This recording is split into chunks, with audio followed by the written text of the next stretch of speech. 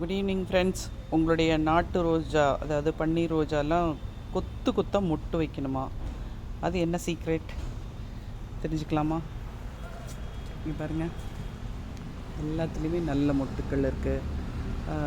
அதே போல் இங்கே பாருங்கள், இந்த பஞ்சில் இதுலேயும் ஒரு 15 மொட்டு இருக்குது. அப்புறமா இங்கே பாருங்கள், இந்த இடத்துலையும் இருக்குது.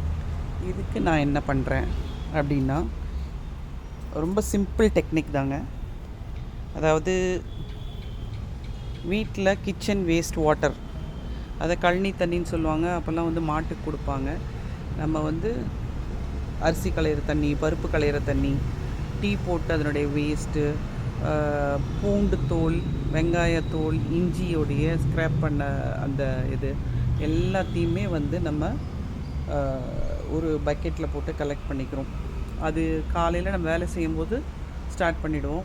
ஸோ ஈவினிங் அதை எடுத்துகிட்டு அது கொஞ்சம் புளித்த உடனே, ஈவினிங் ஆகும்போது உங்களுக்கே தெரிஞ்சிருக்கும், புளிச்சிரும் இல்லையா? புளித்த உடனே அதை எடுத்துகிட்டு செடிகளுக்கு கொடுக்குறோம். இதுதான் நம்மளோட ரகசியம். ஸோ இதே மாதிரி தான் நம்மளுடைய மல்லிப்பூ மொட்டு பாருங்கள், அது இப்படி வந்திருக்கு. ஸோ காஷ்மீரி ரோஸ், இதுவும் நல்ல மொக்கு பிடிச்சிருக்கு. இது எல்லாத்துக்குமே நாங்கள் இந்த தண்ணி தான் கொடுக்குறோம். ஸோ நீங்களும் இதை ட்ரை பண்ணி பாருங்கள், நல்லா வரும் உங்களுக்கு.